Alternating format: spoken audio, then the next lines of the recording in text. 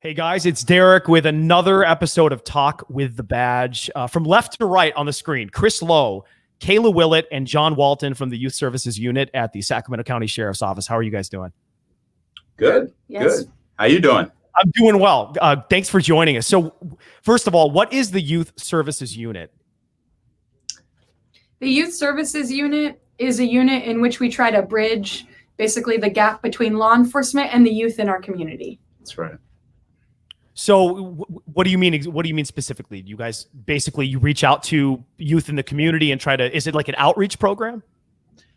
Yes, it's an outreach program. Basically, we do things from youth diversion programs to helping out the community, passing out food, making any kind of school events, anything that we can do to partner with the community to show them that we're doing better and that we're here for them, basically. Sure. So if there's youth in the community and they're interested in getting involved, they would come to you, right? If they wanted to make the community better in some way or another, being able to be involved to serve the community.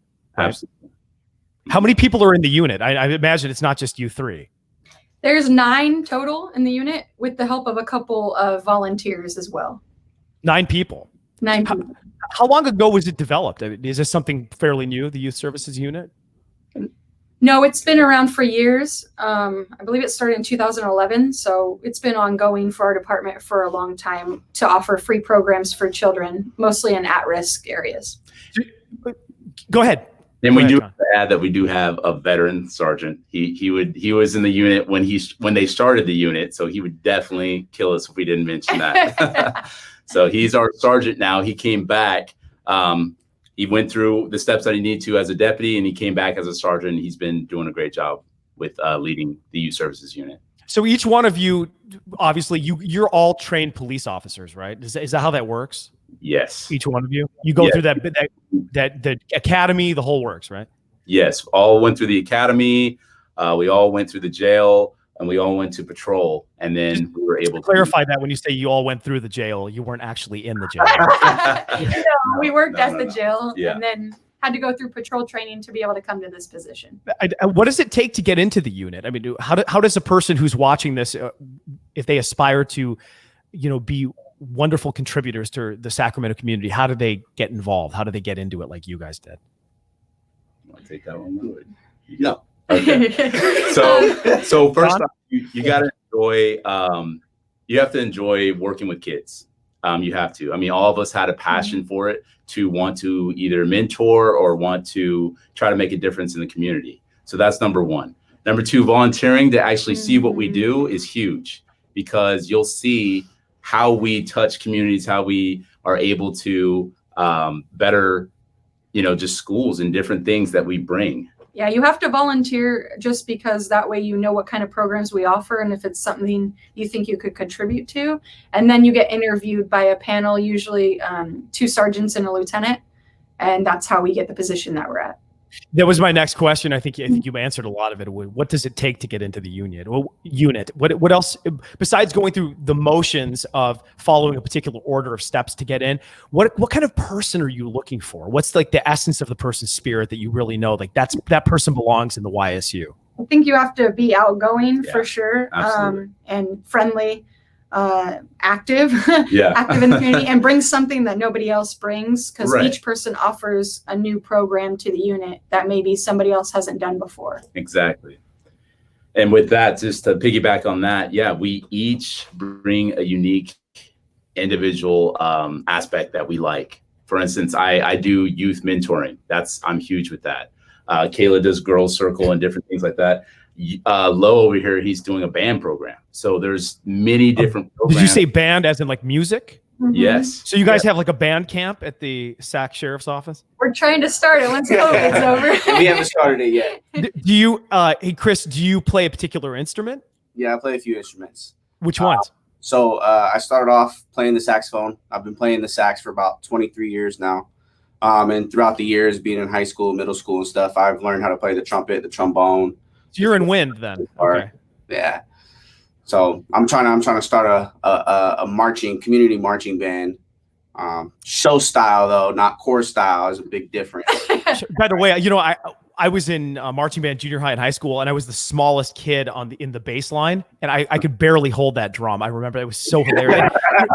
My uniform was draped off of me. I was like maybe 120 pounds. It was so embarrassing. But that's cool. So you play a lot of wind instruments. That's amazing. So, well, if you're looking for a drummer, I'm maybe like 140 pounds now. I might be able to help you carry a drum. Yeah, come on. What programs do you have and participate in individually besides that? So I mean, I can start. Please. I lead our youth diversion program. It's called SHOCK. What SHOCK is, it stands for self-discipline, honor, optimism, character, and knowledge. And these are some of the characteristics that we try to implement into these kids. Now, for these kids that are in this program, it's for these kids that have kind of taken a wrong path, but they want to better themselves. So this program is completely, they volunteer to come to this program. I'm a firm believer that you can't change someone who doesn't want to make a change. So with these programs, with this youth diversion program, they do go to the prison. They do talk to prisoners. There's a prison outreach we partner with. It's a serious thing because these kids have taken a wrong path, and we're really trying to have them think about their behaviors and think about different perspectives, their parents' perspectives, their teachers' perspectives. You know, what are their goals? How are they going to reach those goals? So they do different team building activities during this program. It's an 8-week program, twice a week. And they do different team building activities. We do a new thing that we just implemented was Smash Sacramento. Each week we try to focus on something, whether it be communication, anger, how to deal with anger, or different perspectives. But we have Smash Sacramento that we take them to a rage room and they just get to smash stuff up, but there's a lesson behind it. You know, they learn that, yes, I'm channeling this anger right now, but you gotta do something, whether it be running, whether it be working out or something else. They're listening to music. You got to be able to control that. But there's different aspects. We take them to the courts. We take them to rock climbing and do all that. But we want them to step out of their comfort zones because that's when we start to see that change. Have you witnessed what it's like when one of these kids meets an inmate, for example? What's their reaction? What is that kind of introduction like? I'm so curious. They're a little hesitant, I think, at first when we first take them to the prison because we've done a few tours together. Yeah, but then once they sit down with those one-on-one interactions and they see that a lot of the inmates have had stories similar to theirs growing up to show them that the path that they could end up versus where they're at now, I think it's really life-changing for them. Right. And question, have you heard of the program Beyond Scared Straight or anything like that? I remember watching a couple of TV shows. Is that the kind of thing where they bring them in? Yeah, they scare the crap out of them. Yeah, right. So it's not like that. Don't do that. We don't yell at them. We don't have the inmates yell at them. Of course, we're really that's TV stuff. Yeah, that's TV. Yeah. That's dramatic. They do that for ratings. This is real life dealing with humans and emotions. There, I get it. So, but yeah, I love the program. I'm a firm believer in it. You know, we have about a 50 to 60% turnaround rate. You know, we have classes of 20 to 25 kids that come in through here, and you know, we give them mentors. We have these officers and deputies that come through actually mentor them as well. So it's a great way, once again, with youth services, just to bridge that gap with law enforcement in the community. Kayla, are you from here, from Sacramento, from the area? I'm from Sacramento and Missouri. I grew up kind of between the two. So I think, Chris, how about you? I'm from South Sac. I moved out here from LA when I was about 12 or 13. And you, John? Basically Elk Grove area. Okay, so you guys all have, at least from childhood, have ties here to the Sacramento community. So you've watched over the course of the last couple of decades how it's developed. You have a finger on the issues in the community, so you get it. You know what you're dealing with when it comes to youth. You understand kind of like the core, issues when they come into the YSU, right? Yes. So you guys, that's always important, I think, when you have a link to the community like that. You have a local link to the community. You're not just some like far-reaching, entity. You guys are human. You're there. You're on the line. You grew up in the area, and you understand what's going on the streets. Mm-hmm. That's probably a really important part of what you do, I imagine. Absolutely. Is understanding that. What about the cars you guys have? This is really cool. Tell us about that, and if you can show us too. I don't know if you can do that, but yeah, we can do that. We drive cars that do not look like regular patrol cars. The reason is because when kids, they might be afraid of law enforcement at first. Mm-hmm. So bringing these kids in to talk to us and meet us, that's why we don't wear full uniforms all the time. We're in kind of what's like polos and BDUs, is so that when we first meet all these community members, it's more of a down to earth. So the cars themselves, we have a few of them. We have 2 Camaros, a Mustang, 3 Chargers, 2 Explorers, and a Hummer. And this is just for the YSU. This is just for the youth services unit. This is specific to our unit. And the undersheriff's vision, was that they would entice kids to come see them rather than scare them away with the lights and sirens. And it works. It works. John, you're saying this is tried and true. It's the icebreaker. You roll up in this car and they're like, what is that? Ooh, and ask you a couple questions about it, and then you start building that rapport. I mean, well, you bring out the kid in me. You're telling me about Camaros. I'm like, can I do a ride along? That would be nice. Yes, of course. Please. I would love to. I think this is such a great organization, such a great part of what you guys do. It starts, I'm a big believer in holistically fixing things. I mean, this is what you're doing. You're embedded in the community with the youth who you can, potentially, like you said, divert them from making mistakes in their life and, cultivate a better life for them and a better outlook with character and to live their life with dignity. And I think that you're doing great things, guys. That's amazing. And by the way, thank you for your service and for everything you do. I know that, we support you fully here, and we know the pressures that you're under. So thank you for everything that you do. We know that. People do not know, but we have over 50 programs that, are ongoing all year long. Yeah. Basketball, football, girls circle, sports project groups. So many things that the community itself can get involved with, and we have programs for kids as well. Do you guys have a radio unit that maybe you need somebody to maybe teach kids how to do radio? That is a definite. Not a bad idea. We have people that you could definitely partner with on that. Yeah. I was going to say I'm hardly an expert in that even, but maybe I could help. Yes, please. And how can the community get in touch with you guys? Because like you said, there's a broad range of opportunities and programs. How can people get in touch with? It's the first place they should go to. Yep. So our website, ssdsal.org. They can please check it out. Parents, schools, anybody who wants us to try to partner with them, please check out and see what we do. You can. It shows our newsletters. So any events that we've done over the past couple of years, it kind of shows you what programs we offer, what we've been doing out in the community, any other programs, things like that. And that's ssdsal.org. ssdsal.org. It stands for the Sacramento Sheriff's Department Sheriff's Activities League. Mm-hmm. Got it. In each one of you, really quickly, Chris, what was the most fulfilling thing so far working in the YSU that you've experienced? Ooh, that's a tough one. Memorable experience. Actually, probably pretty recently, because of all this COVID stuff that's happening, we've kind of diverted our mission a little bit. Schools are shut down, and so we've been having to go and do deliveries and stuff like that, and helping people in the community that kind of need food and things like that. Myself and John here went to I forgot where it was, South Sac. I forgot the kid's name already, but we brought them a bunch of food and just kind of hung out with them. Yeah. And they didn't really like law enforcement at first, but at the end of the day, we were shaking hands and laughing, joking and stuff. So that was pretty recent memory. So that'd probably be the one for me.